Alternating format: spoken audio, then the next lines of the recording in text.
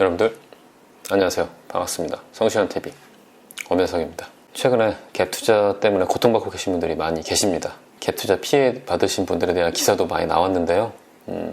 참 이런 기사를 볼 때마다 참 씁쓸합니다. 집주인들은 무슨 배짱으로 저렇게 수백 채씩 집을 사서 이렇게 피해를 주는지, 저런 게 바로 투기고 탐욕 아니겠습니까? 저도 사실 갭투자를 했습니다.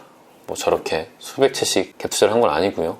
제가 감당할 수 있는 수준 내에서 갭 투자를 했고 현재 세입자분들과 원만하게 잘 지내고 있습니다. 오늘 영상은 저도 최근까지 전세에 살고 있는 입장에서 봤을 때 우리나라 전세제도가 갖고 있는 문제점에 대해서 말씀드리고요. 우리 피 같은 전세 보증금을 지키는 방법에 대해서 한번 말씀드리도록 하겠습니다. 궁금하신 분들은 끝까지 봐주시고 구독과 좋아요를 눌러주세요.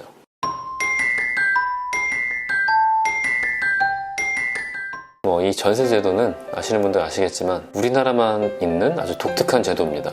60, 70년대 산업화를 겪으면서 세입자들은 월세보다는 전세를 선호하게 됐고, 임대인들도 보증금을 받고 그 돈으로 또 새로운 집을 사면 집값이 계속 오르니까 집주인들도 선호하는 그런 방법이었습니다. 부동산 가격이 오르는 상황에서는 이 전세제도가 잘 굴러갑니다. 전세금이 올라서 문제긴 하지만 내 보증금을 떼일 일은 별로 없어요. 그런데 부동산 가격이 내려가면 이 전세도 같이 빠지니까 그때부터 제대로 작동하지 않게 됩니다. 전세는 사실 임차인과 임대인 간의 사금융인 겁니다. 피 같은데 이 전세 보증금을 2년 동안 집주인에게 빌려주는 건데, 집주인에 대해서 얼마나 아시나요?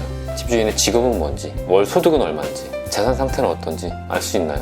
전혀 모릅니다. 공인중개사들도 몰라요. 사실 이 집주인이 뭐하는 사람인지도 모르고 그냥 거래가 이루어지는 거죠. 여기서 전세제도의 문제점이 하나 드러납니다. 임차인은 채권자고 임대인은 채무자인데도 우리가 채무자에 대한 정보를 전혀 몰라요. 내가 살게 될 그 집에 대해서 등기부등본을 떼봐서 그 권리관계 문제는 없는지 그 정도만 확인한 다음에 계약을 체결하죠.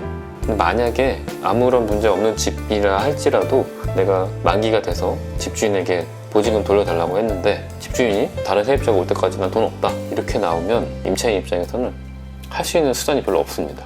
기껏 해봐야 기다리거나 아니면 소송 가서 경매에 넘긴다거나, 집값이 내려가는 상황에서 경매에 넘겨봤자 낙찰대금이 내 전세 보증금보다 낮게 형성된다면 내 보증금을 떼일 수밖에 없는 거죠. 이마저도 임차인이 그나마 우선 변제권이라는 게 있어야지만 경매에 넘어가서도 그나마 좀 안심할 수 있는데, 우선 변제권이란 쉽게 말하면 이 집이 경매에 넘어가도 낙찰 대금을 채권자한테 배분해야 되는데 그 배분될 때 먼저 배분받는다, 이런 의미거든요.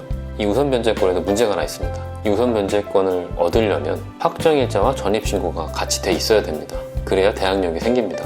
이 대항력이란 내가 다른 이해관계자들에게 법률상 권리를 주장할 수 있는 힘인데, 문제는 이 전입신고는 효력 발생일이 전입신고하고 다음날 0시부터 생기고, 근저당권을 설정하는 날 바로 생깁니다. 효력 발생일이 근저당이 전입신고보다 먼저 발생하는 거죠.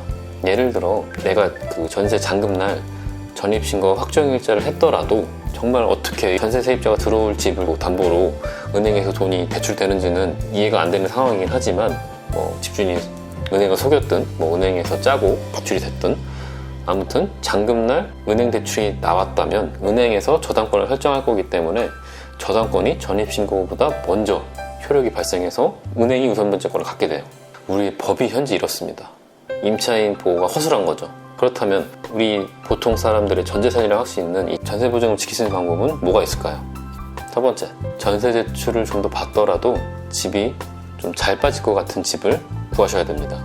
빌라 같은 경우에는 신축 빌라를 얻으신다거나, 아파트의 경우에는 대부분 사람들이 선호하는 아파트, 물론 이렇게 되면 전세 보증금이 올라갈 거기 때문에 부담은 되겠지만 그래도 나중에 전세 보증금 떼일 걱정하는 것보다는 나은 것 같아요. 제 경험상 그렇습니다. 저도 전세 살 때 집이 안 빠져가지고 8개월간 전세 보증금을 못 받았던 그런 경험이 있거든요. 관련 영상을 저기 한번 참고해 보시고요. 그 8개월 동안 정말 매주 새로운 세입자 얻어야 되니까 집을 닦고 쓰고 했던 거 생각하면.